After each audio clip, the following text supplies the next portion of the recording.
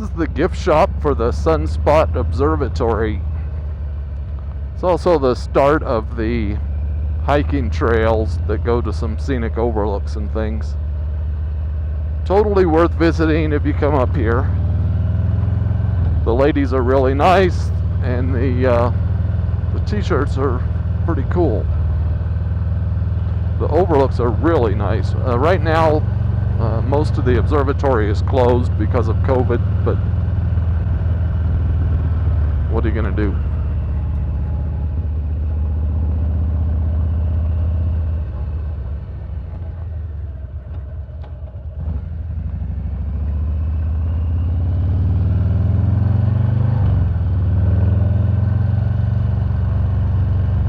Today we're taking a ride to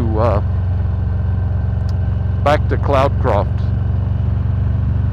from the observatory. This is going to be a full ride video, no fast forwarding, no skipping of anything unless something's in the way like traffic or road construction or whatever. It's about 9:40 a.m. on Friday, May 21st. Right now it's kind of cool up here. We're at just over 9,000 feet elevation.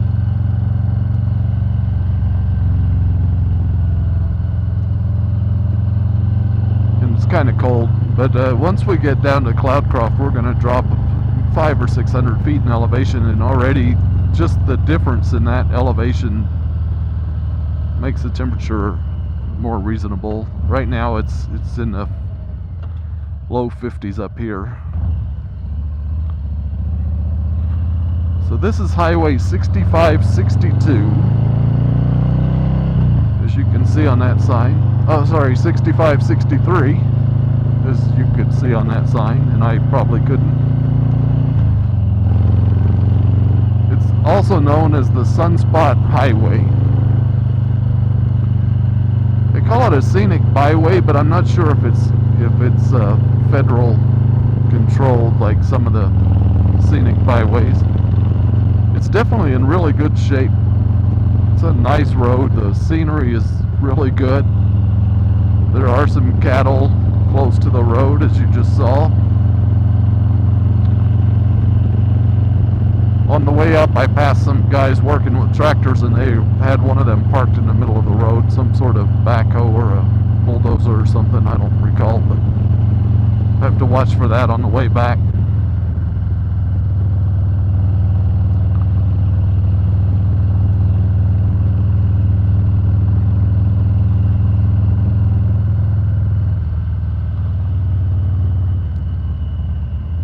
So the last time I was up here, it was actually really cold. It was one of the early roads that I filmed for Hidden Twisties. And I only had the one camera at the time. And I've since learned a little bit about editing and filming, and I also added this 360 camera to the arsenal.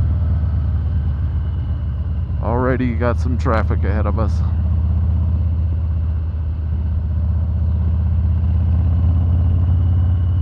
But now it's springtime, and it's a lot greener here than it was a month ago, and it's definitely more tolerable. I'm not all bundled up like I was. See if I can get an opportunity to pass this guy.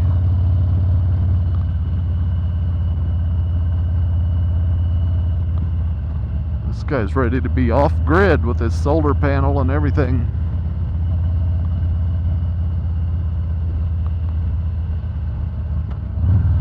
This is the risk of this road, is it attracts tourists certain times of day, particularly in the late spring and summer. You'll get all kinds of people with their campers.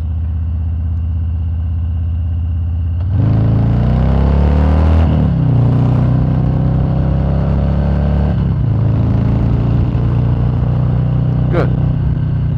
Didn't take long.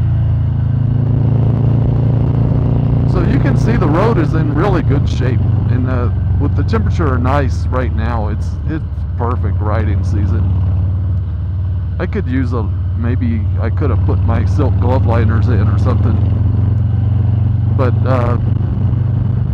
it's not too bad. It's not that long of a road anyway.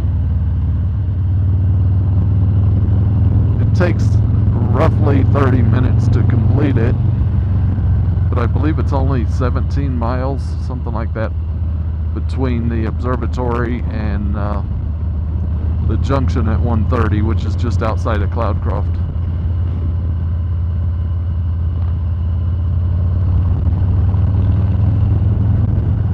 I would like to have gotten it a little bit earlier in the morning because the shadows on the road they just make for a really nice scenery, and it's still nice. You can still see some of the shadows, but you really, in the early morning, you travel through some really dark spots mixed in with the sun coming up over the top of the trees, and it's beautiful.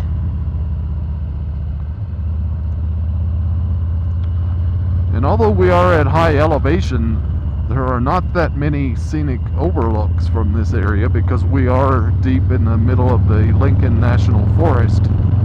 Well, I say middle, we're at the edge of the Lincoln National Forest. And as you can see, there's a lot of trees in the forest. There is one scenic overlook called the Haynes Vista. If I get an opportunity, I'll stop and get some overlook. You can see White Sands from the vista, which White Sands is a good, I don't know, 40 or 50 miles from here.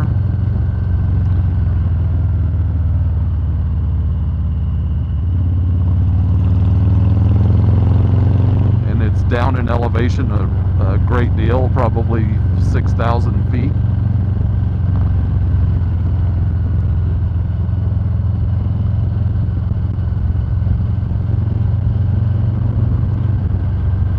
For sure, the attraction to this road for a motorcyclist is riding it, and the scenery that you're going to see is what's literally right in front of you. There's not a lot of gawking over cliffs and ledges and far away things. That's fine with me.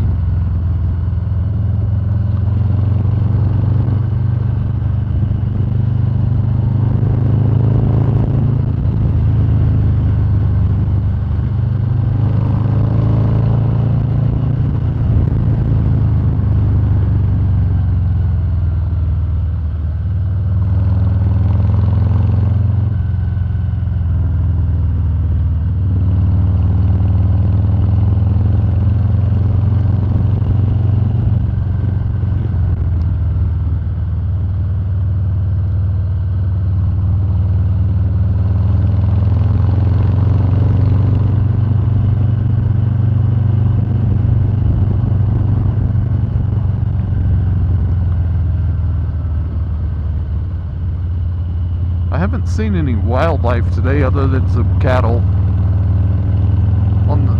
We passed a cow standing by the side of the road back there, and then on the way up from Cloudcroft earlier, I passed a handful of cattle that were grazing at the road's edge.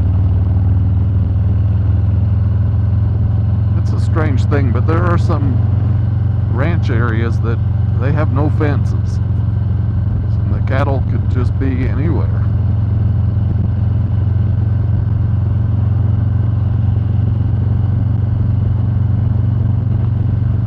In the past, I've seen elk and deer up in this direction, crossing the road. The elk are generally pretty slow, but if there's one, there's at least two more. Usually more than that. Here are the cattle on the side of the road. They have a fence, but they don't seem to care about that.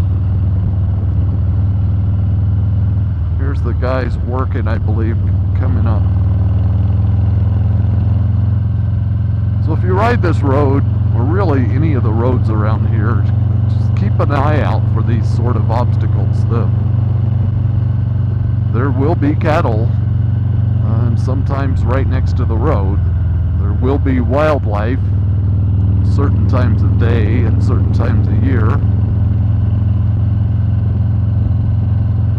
And there is usually some sort of service equipment or people working. And because it's a sparsely populated area, they can sometimes be just in the middle of the road working.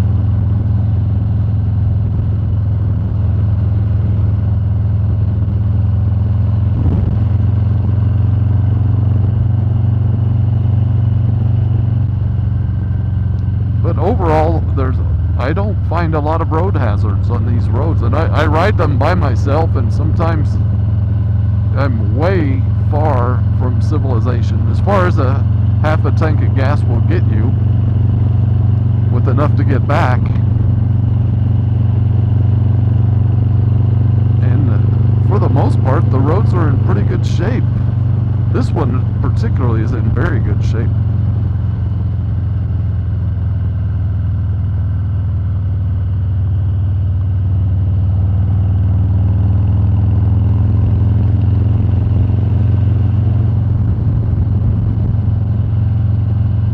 I see some forest rangers up and down this road from time to time. They have a particular SUV, I think it's a Nissan.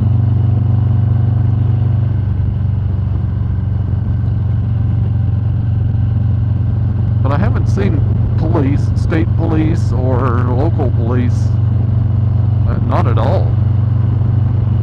I don't know if the forest rangers have the authority to pull you over and give you a citation. I haven't tested them. I prefer to keep my super high speed travel to the racetrack.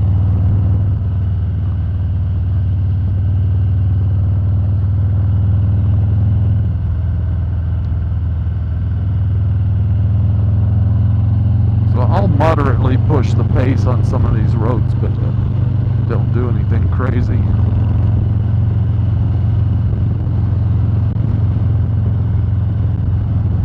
For the most part, if I see a policeman or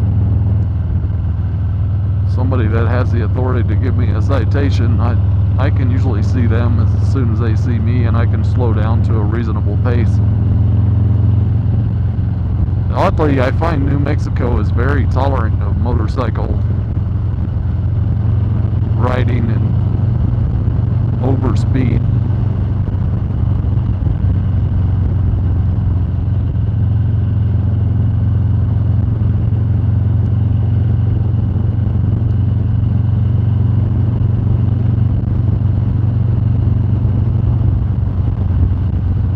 Moving at a pretty good pace.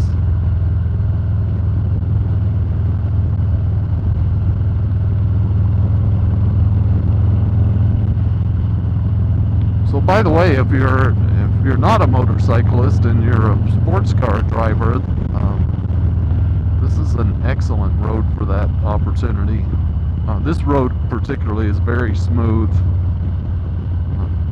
The curves are laid out well. It's a well-engineered road. There are no real harsh surprises. The signage is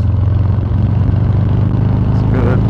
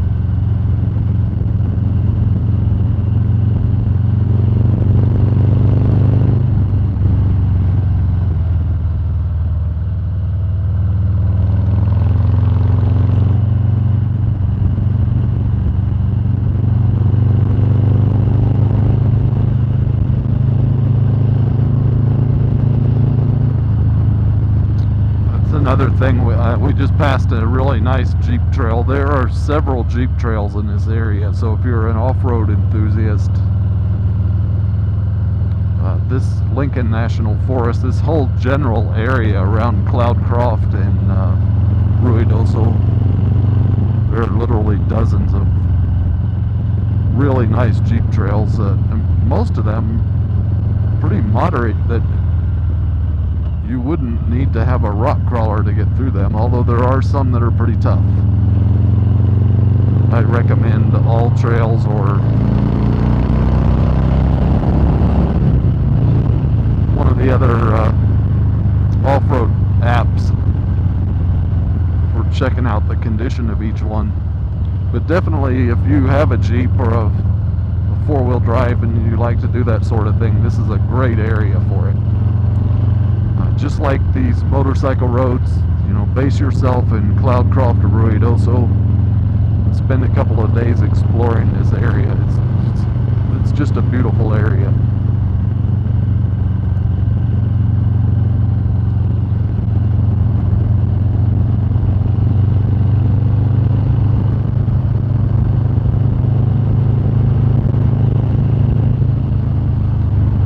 I have a Jeep at home, and from time to time take some of these trails, but it's not something I prefer to video on and blog about.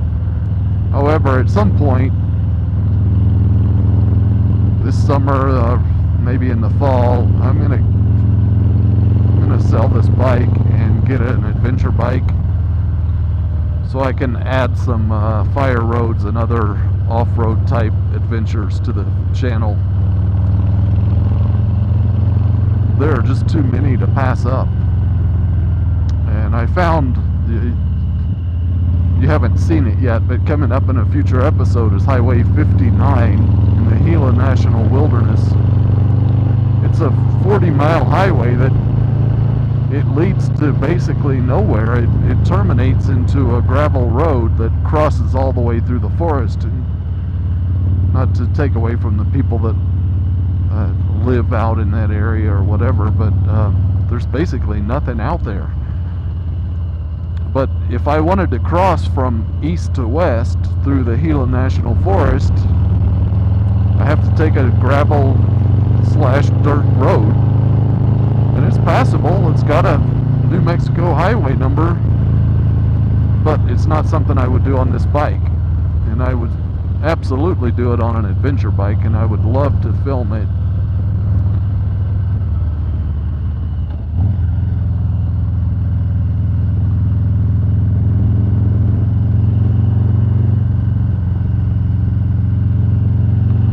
So here we are at the end of Highway 65-63, where it terminates at Highway 130.